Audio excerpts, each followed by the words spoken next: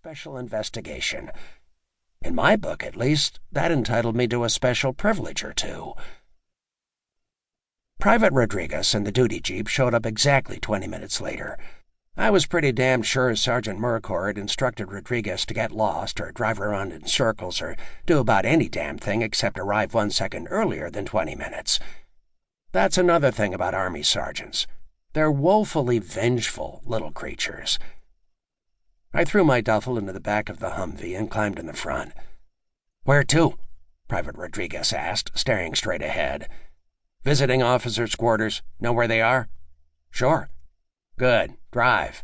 A moment passed before Rodriguez sort of coughed, then said, "You assigned here, sir?" "Nope." "Reporting in?" "Nope." "Passing through?" "You're getting warmer." "You're a lawyer, right?"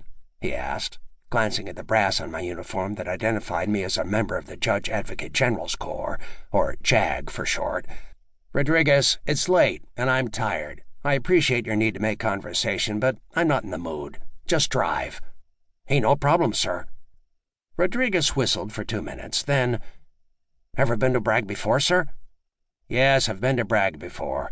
I've been to every Army post you can name. I'm still not in the mood to talk." "Hey, sure, no problem, really." Then, only a few moments later, "You know, personally, I really like it here."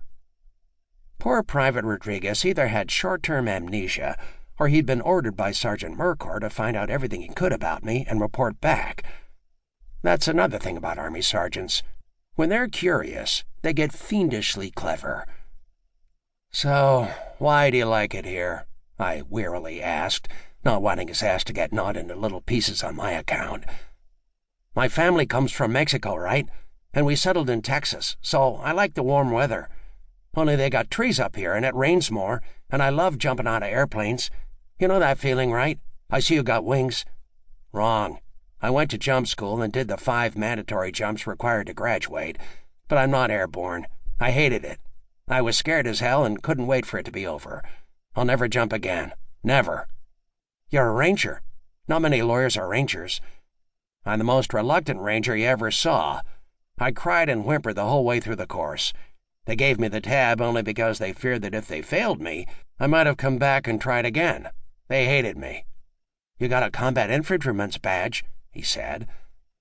Private Rodriguez, annoyingly clever fellow that he was, kept adjusting the rearview mirror to study the various items on my uniform.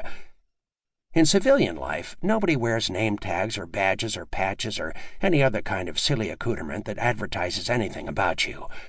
In the Army, the longer you're in, the more your uniform resembles a diary. It's a wonder the old-timers can even walk under all that weight.